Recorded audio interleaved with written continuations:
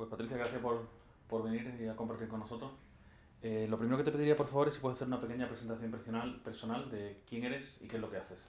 Bueno, yo soy Patricia Orillo, soy periodista independiente y bueno, en realidad estoy aquí en parte porque formo parte del equipo de 15M.cc y bueno, no sé qué más, no sé qué más decirte. Muy bien.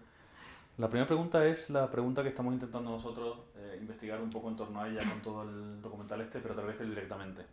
El movimiento 15M, ¿qué es lo que es?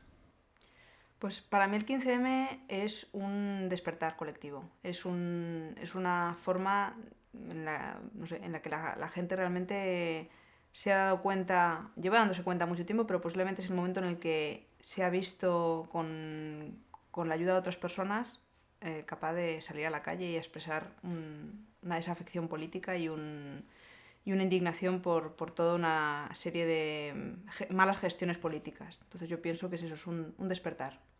Ujú. ¿Cómo, ¿Cómo llegaste tú al 15M? Es un movimiento muy heterogéneo, con gente muy distinta, gente con el mismo premio, gente que no. ¿Cuál fue tu camino hasta que te encontraste con el 15M? Yo llegué al 15M a través de No Les Votes, porque bueno, yo empecé a meterme en las redes sociales y me acuerdo precisamente de cuando hubo una gran movilización en Twitter con los Goya. Entonces me acuerdo que lo estuve siguiendo por televisión española y yo iba tuiteando lo que estaba pasando, entonces de repente ahí es cuando empecé a ver de forma digamos más clara el tema del no les votes por el hashtag y entonces empecé a meterme en el grupo, los grupos que había de no les votes tanto en Madrid como el general de España y entonces empecé a enterarme de lo que esta gente que hablaba, qué cosas había, la wiki y tal. Entonces bueno, cosas de la vida, pues hablo no sé si por correo o algo así, con alguien que organiza cosas de No Les Votes. Me dicen que el 15 de mayo van a ir a la manifestación, que yo había visto por Facebook alguna convocatoria, pero tampoco sabía muy bien, sí que había visto de Juventud Sin Futuro también otra convocatoria, pero yo tampoco en ese momento estaba haciendo un seguimiento de estos temas. Y quedé con esta gente de No Les Votes para conocernos personalmente y bueno, dio la casualidad de que bueno, era justo para la manifestación. Claro, yo he ido a muchas manifestaciones en mi vida. Lo que pasa es que yo siempre me he sentido sentido que realmente no había una movilización social real.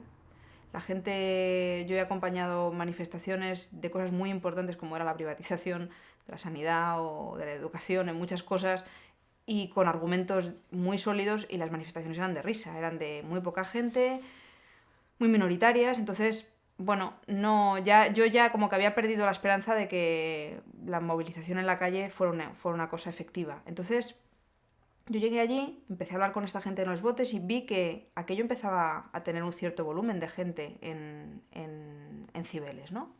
Y entonces yo empecé a tuitear y a hacer fotos sin plantearme que eso era algo... O sea, sí que estaba viendo que era algo distinto de lo que yo estaba acostumbrada a ver y me movió mucha parte emocional bueno, parece que no hay tanta gente dormida, que hay gente que está en la calle y que está haciendo cosas. Y así es como yo llegué a la manifestación. Sí, es súper interesante porque No Les Votes también ha sido una etapa en mi paso hacia llegar a estas cosas y hay mucha gente, como el caso tuyo, que nos conocimos además el día 15 precisamente, que me he dado cuenta que también. O sea, éramos gente que estábamos en lo mismo y tal, pero no sabíamos ni quiénes éramos, ni nos conocíamos ni nada, ¿no? Que es una cosa curiosa, como hemos salido de la red a las calles, ¿no? Mm. O cómo nos hemos encontrado este grupo heterogéneo, Sí, ¿no? yo además, yo te seguía desde hace un tiempo precisamente porque había visto el documental Copias Malditos. Entonces fue así como... También es eso, que todo ese mundo para mí empezó a darme paso a personas y a movilizaciones curiosas, ¿no? Que yo realmente no... Por mi situación personal, que yo no vivía aquí en Madrid desde hacía muchos años, yo he vuelto hace relativamente poco de Barcelona, que estuve viviendo allí 8 años, pues como que yo no tenía tampoco redes personales que me estuvieran contando qué se estaba cociendo en determinados ámbitos en Madrid. Entonces fue descubrirlo a través de las redes y luego, claro, verlo físicamente en persona, ¿no? Sí, algo así nos ha pasado a todos, yo creo. En Acampada Sol estuvimos hablando del consenso de mínimos, que no fuimos capaces de ponernos de acuerdo al final. Yo te pediría que tú me contaras de esta sociedad qué es lo que no te gusta, qué crees tú que habría que cambiar. Y además te pediría, por favor, también que identificar lo que te parece más urgente, la cosa que Mm. habría que cambiar ya. Pues es muy complicado para mí analizar esto, porque de hecho, con toda la información que últimamente estoy recibiendo, me doy cuenta de que mi valoración hasta este momento era, bueno, es importante cambiar cosas, es importante que la gente despierte, que la gente reaccione, y no veía una urgencia de algo específico. Es decir, no lo percibía como hay que modificar esto para poder realmente cambiar la sociedad. Sí que es verdad que el tema de la ley electoral siempre me ha parecido que evidentemente no hacía justicia a la representación real de los electores. Es decir, que Izquierda Unida, por ejemplo, teniendo muchísimos más votos que partidos nacionalistas, tuve una representación ínfima en el Parlamento, siempre me ha parecido algo que era injusto y que realmente pues eso, al final no era una representación de la sociedad. Pero tampoco sabía de qué forma, ya que las iniciativas populares pues eso, de mandar firmas para que se hagan ciertos cambios no eran efectivas. Claro, digamos, por hacer una carta a los Reyes Magos, pues parece que sí, que es importante que haya pues eso, por ejemplo, que la ley electoral sea una ley electoral que nos permita, primero, que haya una democracia más directa, que no se quede en una votación cada 4 años, que haya más formas de participar de lo que son las decisiones que obviamente nos atañen a todos los ciudadanos. Entonces creo que ese sería un primer punto. Y luego, también por todo este contacto con personas y movimientos nuevos que estoy teniendo, veo la importancia crucial de la ley de acceso. O sea, el tema de la transparencia de datos, de que tú puedas realmente como ciudadano saber qué está pasando y que eso sea, que tú en realidad no tendrías por qué tener un canal de televisión para saber qué está pasando por una noticia, sino que tú tendrías que poder tener pues un streaming de todas las reuniones relevantes y elegir aquellas que te apetezca observar para analizar si eso es bueno o es malo o te parece que no se está dando el tratamiento correcto a una determinada problemática. Entonces creo que sí que es importante esos 2 puntos digamos, de cambio para que pueda haber un cambio mayor. Muy bien. Tú eres periodista, de hecho has cubierto el 15M, ¿no?, para un medio digital para que trabajas, Zona Retiro. A mí me gustaría que me contaras qué te ha parecido la cobertura periodística en general que ha tenido el movimiento 15M y también que nos hablaras de tu experiencia, ¿no? ¿Cómo has trabajado tú? ¿Cómo has informado? ¿Cómo ha sido esa experiencia como periodista para ti? Bueno, todo esto parece como que confluye en una serie de cosas en un momento determinado porque tampoco es exactamente así. Es decir, yo no cubro para ningún medio porque no trabajo para ningún medio. Entonces, yo en un momento determinado decido saltar al ruedo de, bueno, me tiro a la piscina y voy a ser periodista de lo que a mí me dé la gana y como a mí me dé la gana, sin contar con un editor que es el que te dicta una serie de puntos, de limitaciones, ¿no? Entonces, yo sí colaboro, es decir, le hablo con un medio local que están haciendo, que es Zona Retiro, y me presento y digo, mira, de forma voluntaria quiero hacer periodismo local. Y como mi experiencia no ha sido de periodismo local, ha sido del periodismo convencional, digamos, pues, ¿por qué no? Pues voy a probar aquí. Me parece una idea interesante. Creo que el periodismo hiperlocal es parte digamos, de un nuevo renacimiento del periodismo. Entonces empiezo a trabajar de una forma totalmente colaborativa. Cuando tengo algo y ellos piensan que es interesante, yo también, pues bueno, se publica. Entonces, cuando empieza el 15M, yo en ningún momento me planteo, voy a hacer esto para cubrirlo en términos para un medio, sino que quiero difundir lo que está pasando porque me parece relevante. Luego es verdad que, claro, gracias a que yo hago eso, el director del diario, Gustavo Bravo, me dice, oye, hazte una crónica, cuenta lo que está pasando. Y yo empiezo a difundir, pero de una forma totalmente... Es decir, tampoco tenía experiencia en hacer algo así, como cubrir una manifestación o lo que estaba pasando y contarlo. Me fío más de lo que estoy haciendo por Twitter, porque me parece mucho más directo, intuitivo, y aunque puede que en algún momento haga alguna valoración, intento limitarme a fotografiar o hacer un vídeo y explicar lo que estoy viendo, más allá de un análisis mío sobre lo que estoy viendo, porque ni yo misma en ese momento creo que soy capaz de analizar lo que está pasando. Me desborda, como supongo que a la mayoría de la gente. Claro, por eso a mí me sorprende lo que está pasando, lo que pasa simultáneamente, lo que yo estoy viendo en la plaza y lo que no veo en los medios de comunicación convencionales. y me cabrea, me cabrea mucho. El darme cuenta de que algo que está pasando y que yo de alguna manera llevaba deseando toda mi vida, porque siempre me he sentido muy incomprendida en mis reivindicaciones. Yo tenía un blog hace unos años que se titulaba Vivir indignada agota. Entonces, no entendía por qué algo que realmente parecía que llevamos años esperando, es que la gente joven no se mueve, es que no sé qué, y cuando de repente hay un movimiento extraño, no calculado, y que se está generando algo tan bonito como que la gente esté en la calle, que esté en una plaza y que esté, pues, reivindicando algo que es totalmente natural, como es democracia, que eso no solamente no se ponga en valor, sino que se oculte. O sea, y que sea de forma que tengan que ser medios extranjeros los que hagan una explicación de lo que está pasando en España antes que un medio potente como puede ser El País y que está aquí y que tiene los medios para hacerlo. Entonces, ya vengo yo cabreada de la gestión de los medios en términos históricos hasta ahora, pues esto ha sido como el colofón, ¿no? Me ha fastidiado mucho y me ha permitido también corroborar que los medios convencionales han perdido el norte en términos informativos. Es decir, no se puede dar prioridad a que un futbolista se le haya hecho un esguince de tobillo cuando tienes a cientos de personas, a miles de personas saliendo a la calle y protestando.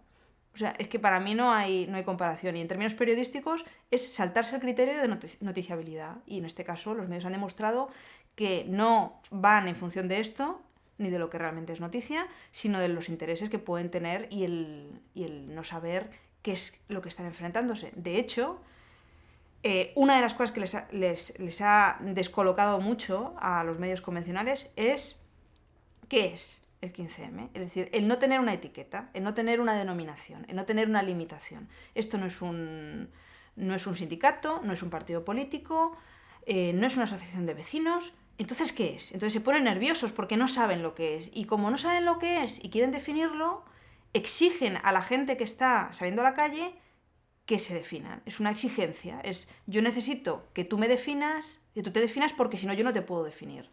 Y ahí es donde se ha demostrado una nula capacidad de adaptación al medio y a la situación actual. A mí el 15M, a nivel mediático, curiosamente también me ha servido para descubrir nuevos medios, ¿no? Como el caso de Periodismo Humano, que había leído alguna vez algún artículo, pero no lo seguía regularmente, o incluso 20 minutos, que para mí ha sido otro diario, otro medio de comunicación que me parece que estaba ahí. También conocer a sus periodistas y convivir con ellos, ¿no? Intercambiar con ellos, ¿no? Pero que es un fenómeno curioso, ¿no? Como a mí personalmente me ha ayudado eso, a descubrir otro periodismo que no conocía. Y claro. Estoy bastante contento con la experiencia porque me ha aportado y me ha... Yo, de hecho, a Juanlu Sánchez lo conocí en Barcelona unas semanas antes del 15 de mayo, porque estábamos en un congreso de Media 140 y nos conocimos allí y él me habló de periodismo humano y yo había oído algo de este medio.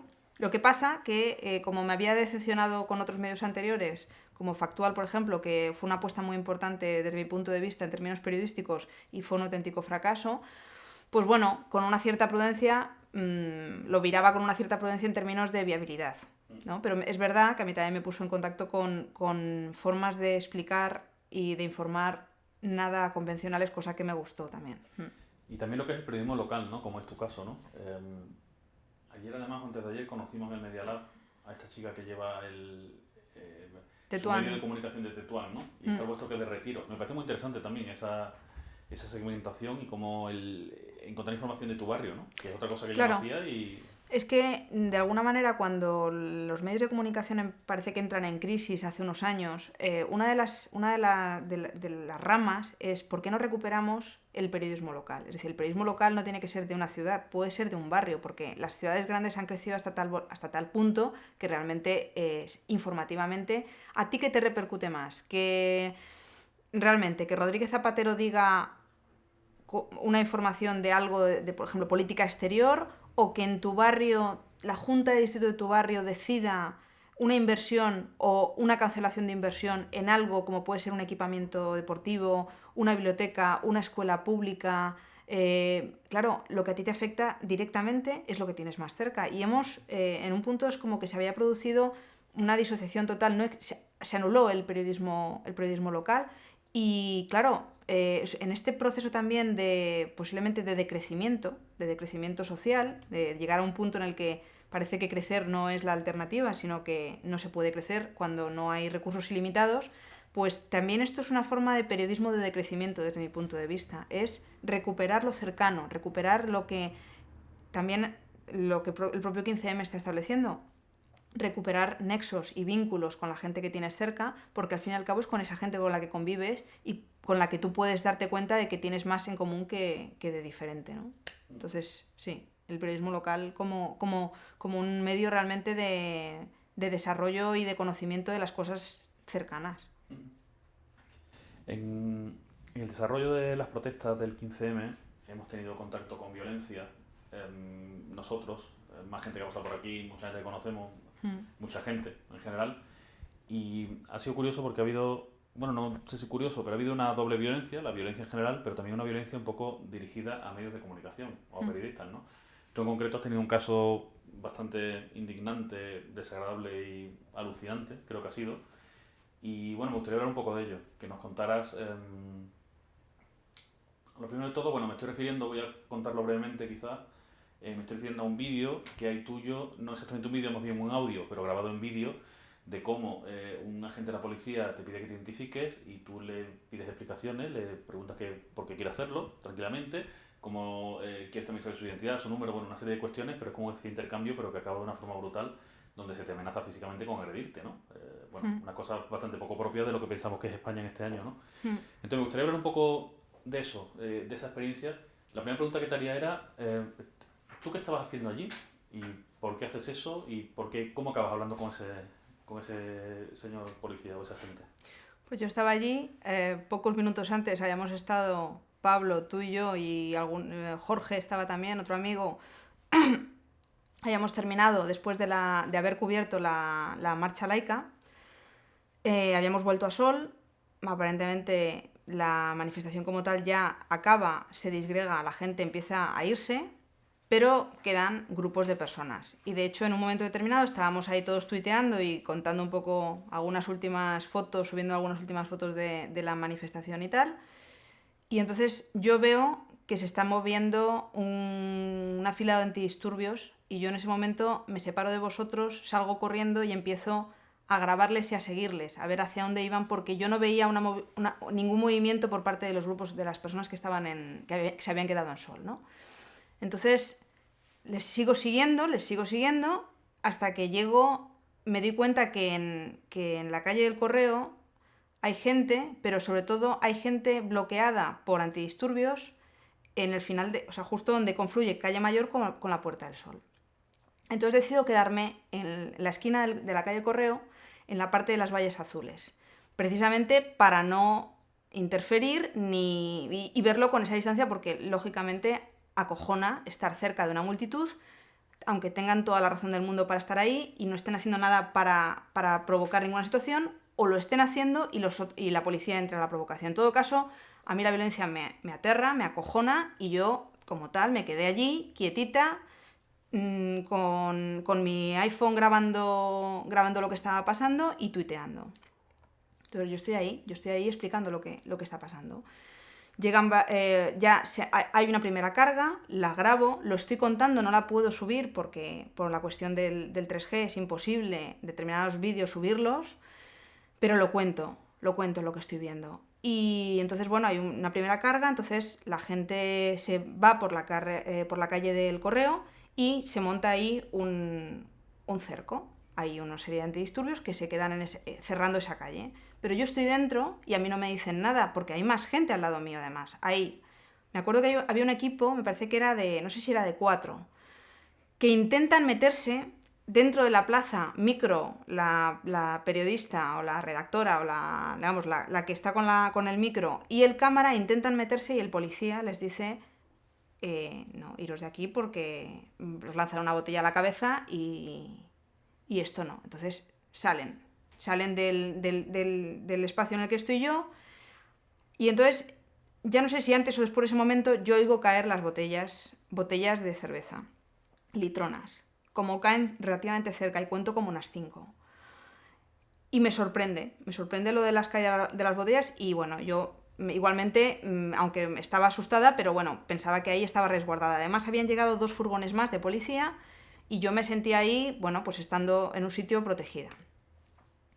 Y entonces ya, digamos, voy grabando, llega un chico al que le han herido, está uno del SAMUR, el que le han herido porque le han pegado un porrazo claramente, el chico le pregunta al del SAMUR si eso puede tener una lesión con consecuencias, el del SAMUR le dice que no, que tal, bueno, hay una situación ahí un poco surrealista de, no sé si es que el chico realmente no sabía si irse a denunciar o qué, pero bueno, y esa gente se va. Entonces yo en un momento determinado realmente me quedo sola en esa esquina y sigo grabando, sigo haciendo vídeos y sigo haciendo fotos. Y entonces yo vi que había un señor, vamos, un señor policía, que estaba con un palo largo, como acercándose, digamos, a la zona donde estaba ya cerrada por otros antidisturbios, y como blandiendo ese palo como una espada. Entonces se acerca a mí en un punto y me dice, ¿qué estoy haciendo? Y le digo, soy periodista y que estoy grabando lo que está pasando. Y entonces me dice que no se puede grabar, que no tengo ningún permiso. Y le digo, ¿cómo que no? Digo, estamos en la calle y tengo el permiso porque no hay que tenerlo, fundamentalmente. Como ya me he encontrado en esa situación, mi valoración, posiblemente errónea, visto con el tiempo, yo en ese momento tenía que haberme cogido y haberme ido. En el sentido de que ese señor no estaba en ningún caso intentando negociar por qué estaba yo ahí. Estaba intentando demostrar que él era el dueño de la plaza. Mi percepción, que es subjetiva, pero me demostró con su acción y sus palabras. Pero yo no pienso que eso pueda llegar a mayores, es decir, en ningún caso me planteo que esa persona me va a agredir o va a hacer algo fuera de lo que un policía se espera, o yo esperaba que un policía hiciera, ¿no? Entonces, yo llevaba colgada una identificación casera hecha por mí, en la que ponía mi nombre, mi DNI y una foto. Mi único objetivo con eso es que se me identifique como tal, ya que yo no pertenezco a ningún colectivo. Ahora ya sí me he sindicado, me he hecho el sindicato de periodistas, pero yo no pertenezco a ningún colectivo ni tengo un carnet profesional oficial, porque eso cuesta dinero, y cuando no tienes trabajo hay ciertas cosas cuando no es obligatorio. Es decir, si existiera una ley que dijera para tú ejercer de periodista tienes que tener un carnet, pues bueno, lo habría tenido, pero no era el caso. Entonces yo tenía una identificación para que se me diferenciara claramente de los manifestantes, ya que yo estoy allí para informar de lo que está pasando. Entonces este señor directamente me arranca lo que yo tengo colgado, la identificación, me lo arranca del cuello, cosa que yo no puedo procesar en mi cabeza porque no me entra en la cabeza lo que acaba de hacer este señor. Y bueno, me lo quita y empieza a mirar y a apuntar cosas, pero no responde a mis preguntas de por qué me ha quitado eso y por qué está apuntando esto. Es decir, ¿qué es lo que está haciendo? No responde a mi pregunta, cuando él no tiene ningún derecho a quitarme lo que yo llevo.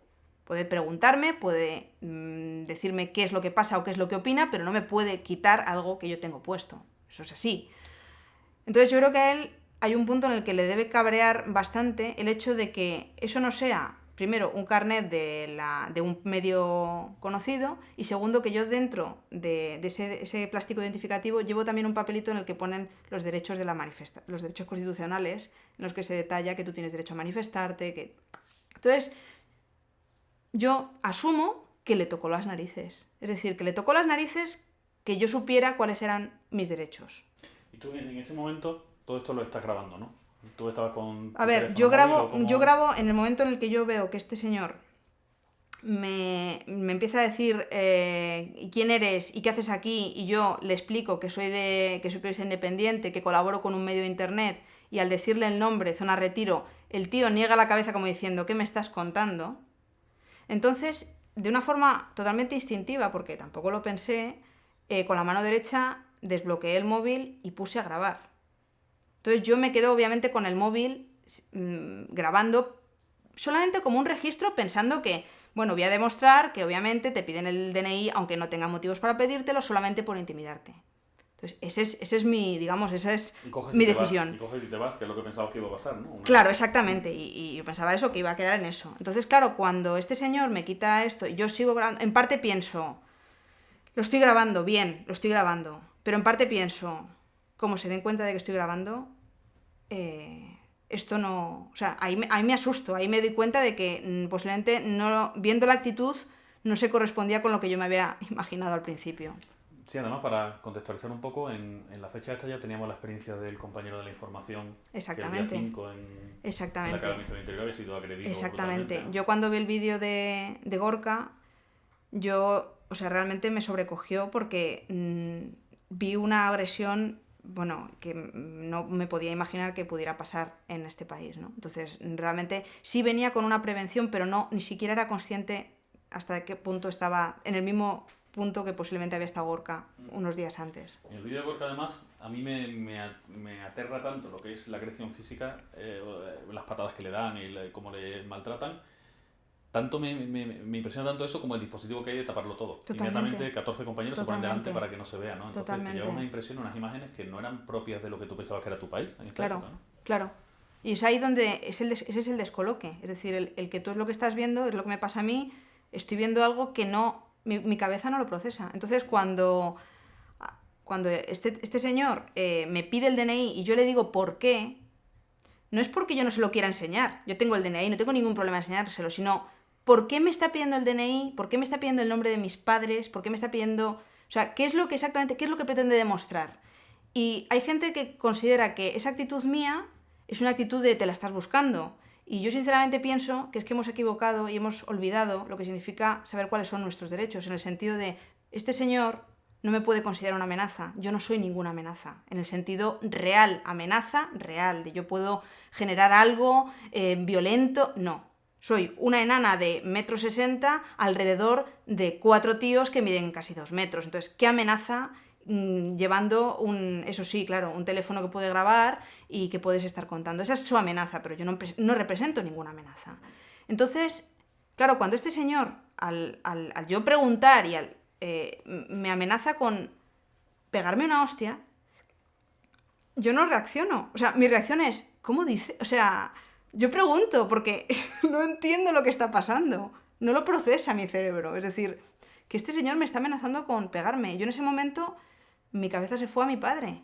Si mi padre supiera que este señor, que es un agente de la autoridad, me está amenazando con darme una hostia, no puedo evitar ese pensamiento, ¿no?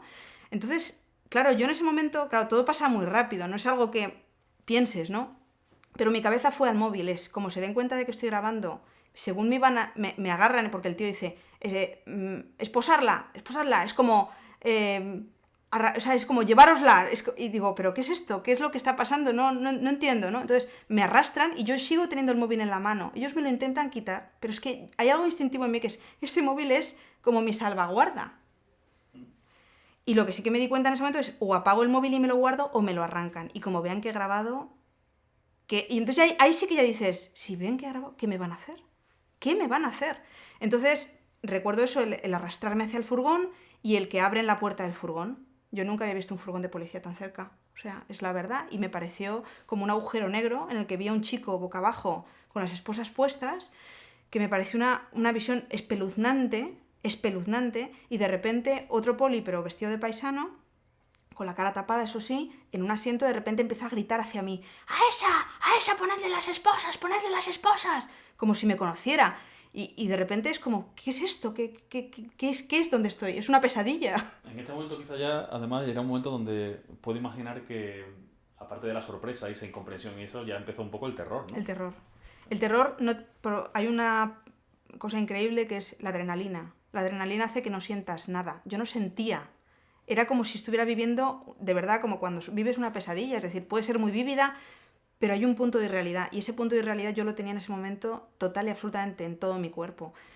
Mi instinto lo que me dijo es, apaga el móvil y saca el DNI. Y de hecho es lo que yo dije, saco el DNI. O sea, como, por favor, o sea, que esto pare, que pare ya, ¿no? O sea, que esto ya no me hace gracia, esto ya no entra dentro de lo que yo entiendo que esto es civilizado y racional. Esto no vale, ya no vale el juego.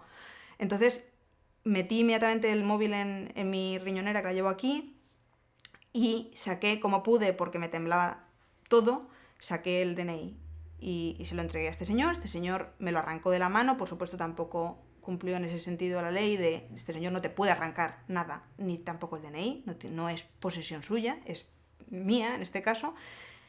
ahí ya, digamos, mi actitud fue, cállate Patricia, no digas absolutamente nada porque no, o sea, ahora sí que ya no tienes ni siquiera la grabación. Tentada en un momento estuve de sacar el móvil y volver a ponerlo a grabar, pero me contuve porque realmente incluso decía, bueno, ¿qué me pueden hacer? ¿Qué me pueden hacer? Pero ahí ya es la primera vez en mi vida que empezaba a tener dudas de que realmente sí me podía pasar algo. Cuando me devolvió el DNI, este señor me dijo, ahora vas a hacer exactamente lo que yo te diga, te vas a coger esto y te vas a ir al final. Y yo no entendía, digo, ¿al final de dónde? Al final de la calle. Claro, en ese momento, por un momento pensé, ahora me va a decir usted su número de identificación. Pero sinceramente no tuve huevos. Porque creo que si le hubiera pedido el número de identificación me hubiera llevado arrestada. Aunque tenía todo el derecho de pedírselo y tampoco tuve los huevos de mirarle el número, que este sí lo llevaba. De todos modos, me parece que es un tanto alucinante todo lo que te dio tiempo a pensar y hacer, ¿no? Porque yo pensando, yo que no he sufrido violencia en mí de ningún tipo, pero he asistido a una violencia muy cercana y tal, y eran unos momentos donde yo empezaba a temblar, me temblaba la rodilla y me temblaba en la mano con el teléfono. Y lo único que hacía era grabar, especialmente una de las veces que pasé más miedo fue la detención de dos personas que después eran compañeras de la Asamblea de Austria, pero dos chicas que iban andando y de repente una violencia y las llevaron y tal. Y yo me acuerdo de estar allí sin poder moverme, siguiendo con el teléfono, afortunadamente estaba grabando y seguí grabando y pensando, Dios mío, ¿qué es lo que hago? Me tiro, le pego al policía, lloro, grito, me voy, no... Pero de verdad que no tenía ningún tipo de... no me estaba dando cuenta que estaba pensando, estaba acojonado, tenía mucho miedo. Y lo que hice fue grabar, que bueno, que al final parece que puede tener cierta utilidad y yo qué sé, además yo estaba allí para eso, ¿no? Yo estaba en mi función, yo no soy periodista, no soy licenciado, pero estaba ahí ejerciendo labores de periodismo. Yo sí estoy acreditado en una asociación profesional además. Y pues me dediqué a hacer esas imágenes, ¿no? Pero lo principal, tengo ese recuerdo del terror y de la falta de control sobre mi cuerpo y mis cosas. Yo no sé cómo ni por qué grabé, ¿no? Entonces me sorprende que tú, bueno, han pasado unos meses, no sé, pero estás recordando todo eso y me parece muy impresionante. Pero yo pienso que también no es lo mismo asistir a una violencia que protagonizarla. Es decir, tu cerebro va de otra forma. Es decir, cuando no te está pasando a ti, yo creo que hay una parálisis que también es como, ¿qué haces para ayudar a esta persona y que tú no salgas perjudicado? Porque, claro, ese miedo existe, es la autoprotección. Pero cuando estás dentro de una situación en la que eres tú el que estás siendo agredido. Entonces, yo no sé por qué. Es decir, no hay un pensamiento estructurado, pero sí que es verdad que recuerdo todos esos flashes, los recuerdo perfectamente. Es una sensación muy difícil de explicar porque para mí fue como si de repente se rompiera en cachitos una estructura que tú tienes montada en tu cabeza en base a lo que está bien, lo que está mal, lo bueno, lo malo. O sea, yo soy una ciudadana modelo, siempre... Es como, yo soy una ciudadana modelo, hago todo lo que me han dicho que hay que hacer y cumplo con esos mandatos sociales en todos los términos y si puedo ayudar, ayudo.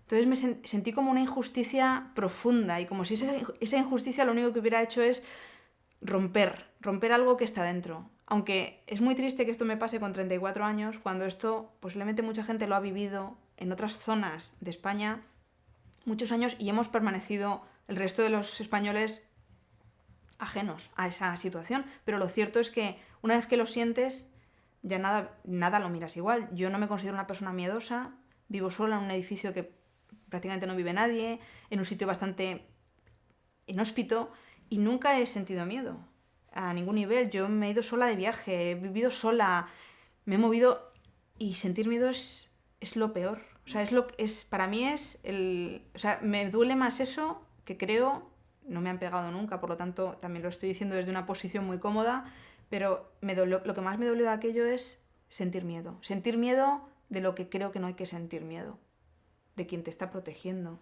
No puedes sentir miedo de quien te protege, es como ahí entiendes un poco, te puedes poner en la posición de quien sufre un maltrato. Sentir miedo de quien consideras que te protege es lo más perverso que pueda existir.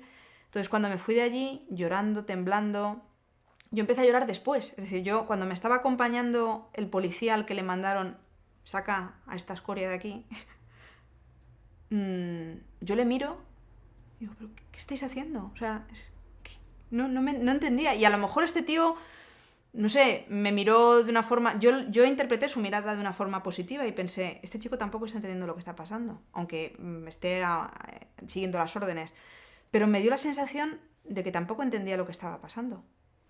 Entonces yo recuerdo salir y que varias personas se acercaran a mí y, como es verdad, esa sensación de recogimiento, de hay gente que te protege, hay gente que estaba ahí y que estaba mirando.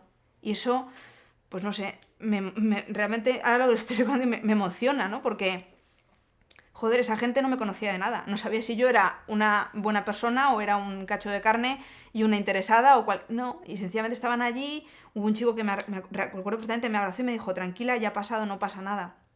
Realmente yo sé que no me había pasado nada físicamente, realmente, aunque luego me salieran moratones. Pero sí me ha pasado algo muy profundo, que es, me acaban de hacer despertar de otra cosa que yo pensaba que no tenía que despertar nunca.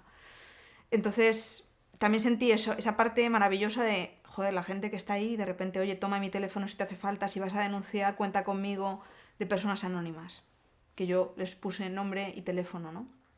Entonces, bueno, pues tiene esa parte terrible de despertar, esa parte maravillosa de darte cuenta hasta qué punto también la gente es generosa si puede, te ayuda. Ujú.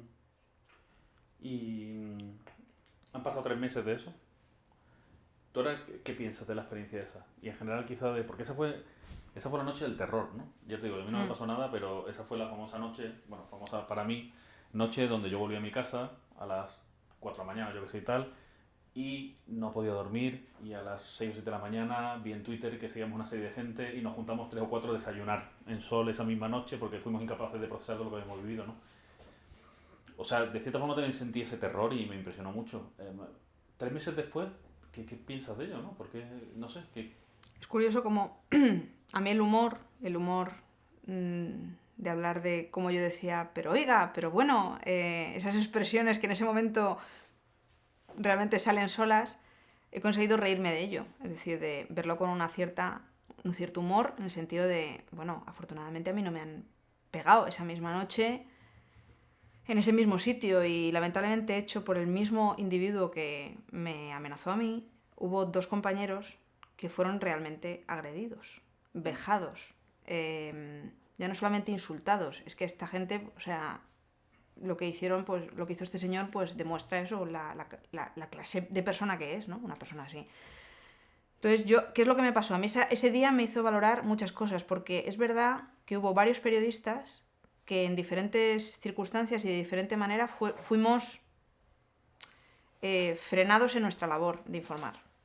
Entonces, a mí lo que me hizo plantearme es si había sido algo hecho casual o si realmente hubo un interés de demostrar a los periodistas independientes, que al final somos los que estamos de una forma más libre, porque no estamos rigiéndonos bajo criterios de esto interesa o no interesa, sino estamos allí, lo contamos.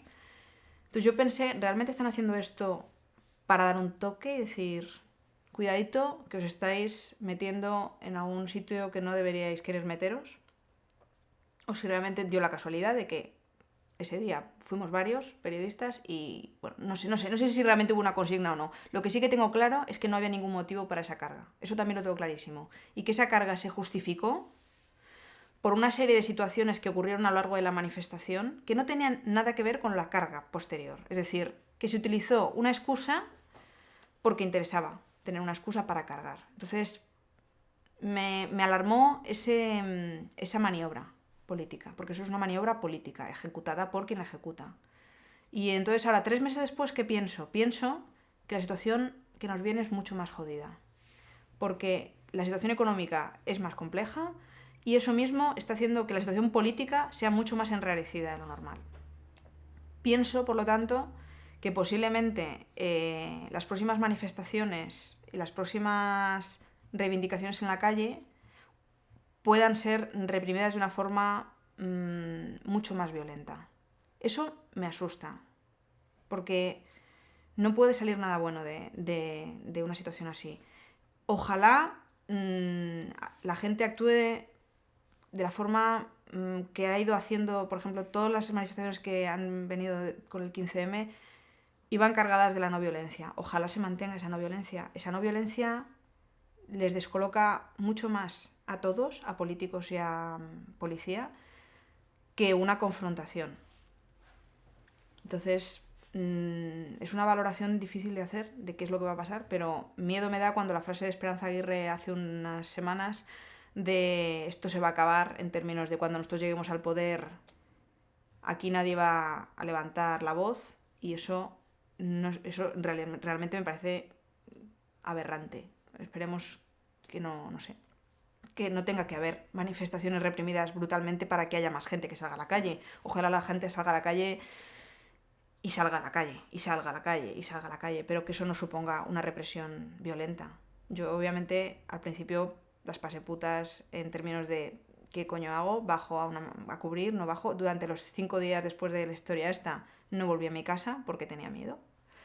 Pero lo cierto es que pasa el tiempo y a mí me costó mucho volver a una manifestación porque veía a la policía y, coño, me sobresaltaba. O sea...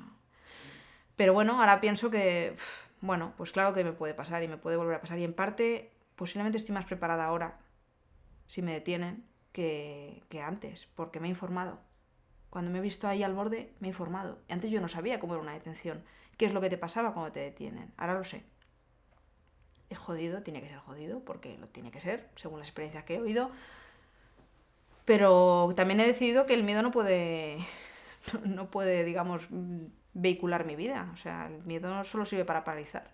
El miedo es un toque de atención, está bien escucharlo, pero que no te modifique esencialmente, porque si no, la has cagado con todo el equipo. Sí, es lo que hablamos esos días, ¿no?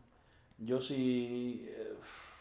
el día 18 y el 19, los 2 días siguientes, yo sí salí a la calle, amparado en mi pinta de gordito, mis zapatos buenos, mi carnet de prensa como Dios manda, y de plástico bueno. Y sí salí, pero efectivamente había esa sensación de miedo y sobre todo esa sensación de frustración por tener que pasar miedo. Que era casi peor que el miedo. El miedo era muy terrible, pero eso diciendo, ¿pero por qué? O sea, ¿por qué pasa eso? Si no... Bueno, al final más o menos lo hemos procesado, estamos ahí a ver cómo se nos da, ¿no?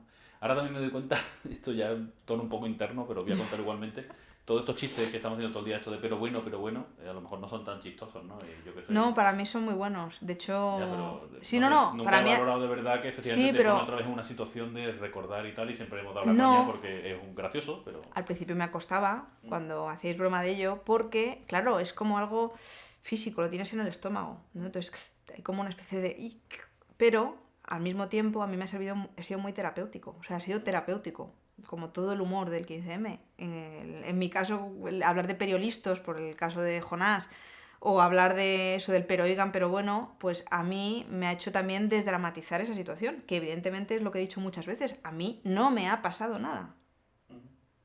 O sea, puedo hablar de ello y no ha habido una agresión, no ha habido una agresión física de pegarme, esposarme, que tiene que ser la leche, o sea, la humillación tiene que ser fantástica.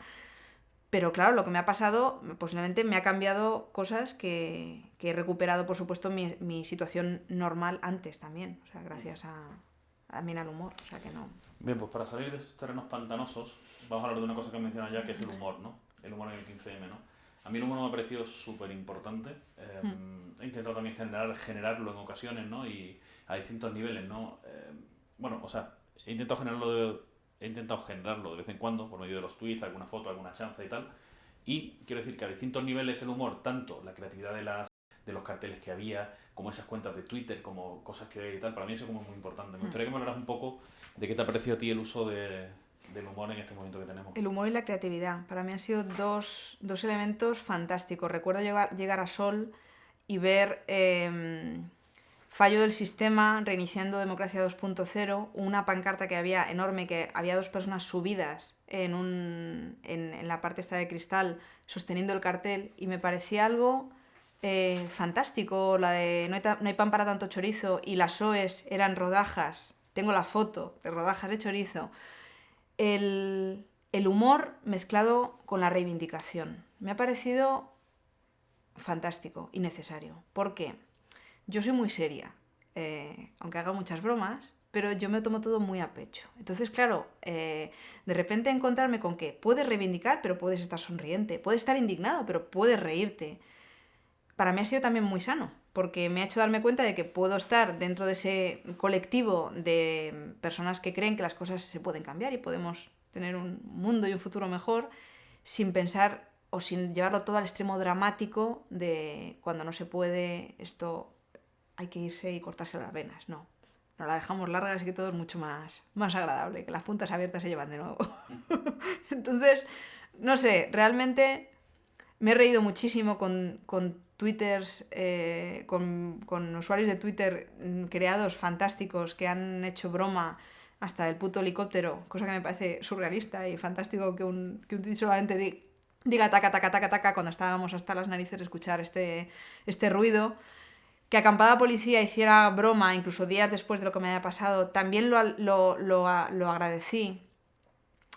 Porque es verdad que es eso, que te ayuda a canalizar un montón de frustración. De otra manera, posiblemente si no hubiera humor, habría violencia. Es decir, pienso que puede ser esa estrategia no estaba planificada, pero surgió. Y yo pienso que ha sido unida a la no violencia. Es decir, es humor y no violencia. Es ¿por qué no podemos hacer esto desde la ironía, desde el sarcasmo, desde las bromas fáciles? ¿Por qué no también? Es decir, es una suma, es un añade más, un más uno, ¿no? Es el humor, es más uno a la no violencia y a todas las reivindicaciones. Y creo que es la mejor forma de abordar esta situación. Además que a mí me parece un humor de una calidad excelente. Total. Porque cada frase, cada pancarta de verdad que era súper afilada, ¿eh? Total. O sea, yo lo he disfrutado mucho también. Es muy importante para mí. Sí, sí, sí. Ahora te voy a preguntar una pregunta de la cual creo que ya has contestado parte, que es, para ti personalmente, desde el 15 de mayo, ¿qué es lo mejor y lo peor que has vivido? Yo entiendo que lo peor no lo acabas de contar, entonces cuéntanos qué es lo mejor que has vivido. Lo mejor, sentir gente a mi alrededor luchando. Para mí eso ha sido...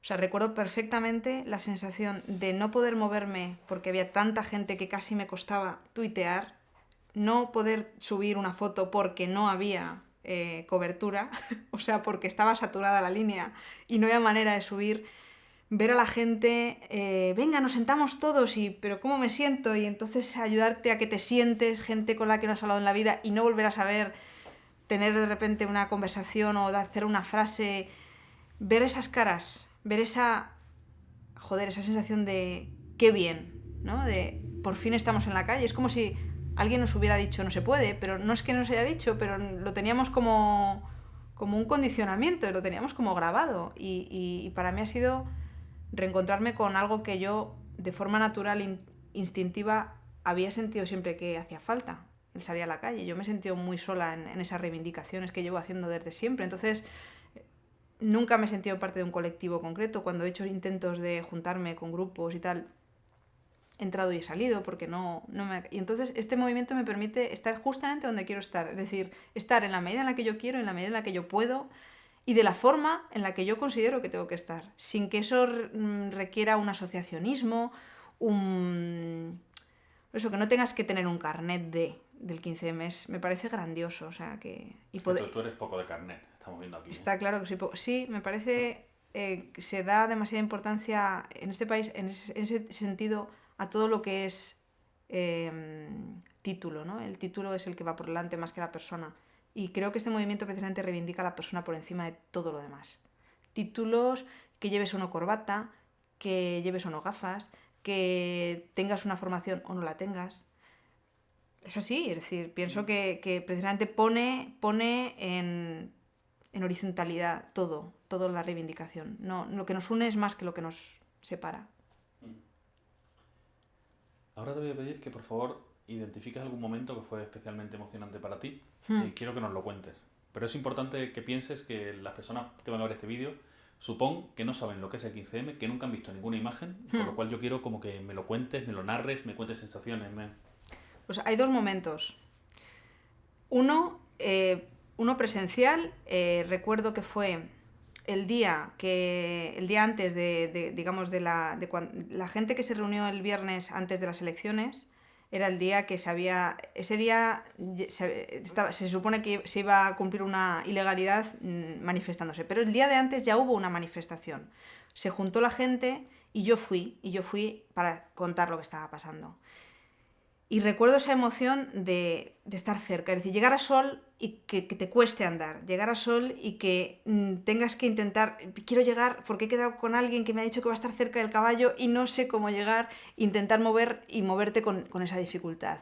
Y llegar allí y que te cueste encontrar a alguien, que mires y veas caras, todas caras muy sonrientes y muy, muy en estado no sé, como de una especie como de euforia colectiva, y al mismo tiempo que me cueste eso, encontrar a esa persona o esas personas que me han dicho que van a estar por allí, ¿no?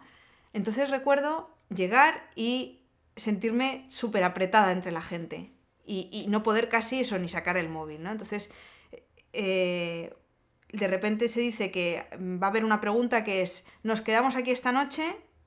Y es: nos quedamos. O sea, fue un grito de respuesta unánime. Entonces yo esa noche, de hecho, me quedé, que eso fue la noche del 17. Yo me quedé toda la noche y me resultó como un experimento sociológico, ver qué estaba haciendo esta gente, que me parecía increíble que hubiera grupos, se reunían y empezaban a hablar. Yo lo observaba y era como si estuviera observando, me imagino como esos exploradores que llegaban a países extraños y observaban grupos de indígenas haciendo algo. Yo lo observaba con ese filtro, ¿no? Yo no me llegué a integrar nunca en ningún grupo, ni en ninguna asamblea, pero me hacía mucha gracia. Realmente me producía una sensación como de: joder, qué ganas tenía la gente de comunicarse, ¿no? Qué necesidad, joder, de juntarse. Y recuerdo pasar aquella noche, que recuerdo con frío, y recuerdo esa sensación de: esto es como irreal, esto no tengo, la sensación de no está pasando, no sé si me está pasando, pero lo estaba viviendo, y la angustia de que me quedaba sin batería. Eso lo recuerdo como algo muy, muy real.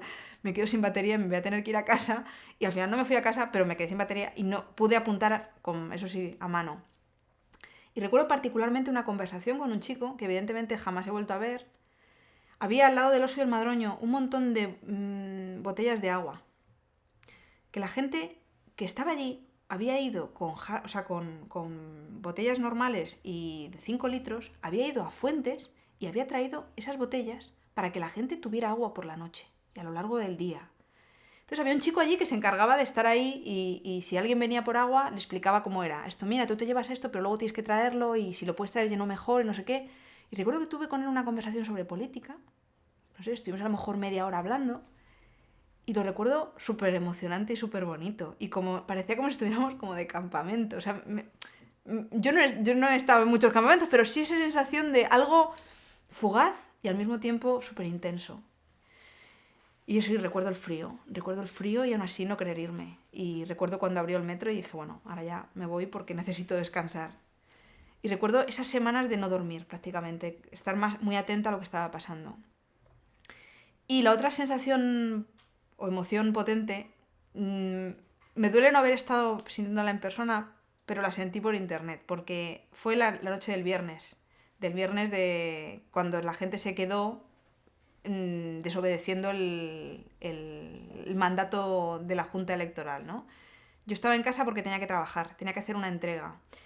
Entonces me estuve debatiendo entre qué hacer, si bajar o no bajar, pero finalmente dije: mira, me voy a quedar porque mañana solamente habrá más cosas, y a ver si puedo darle un avance a esto y llegar en tiempo, ¿no? Entonces recuerdo ponerme el streaming y empezar a ver lo que estaba pasando y ver la plaza y decir: madre mía, si está que no entra nadie ahí, no entra nadie, ¿no? Y sí que recuerdo perfectísimamente porque se estaban acercando las 12, dejé el trabajo y me puse a mirar esa pantalla y se hace el silencio. Y a mí se me encogió el corazón.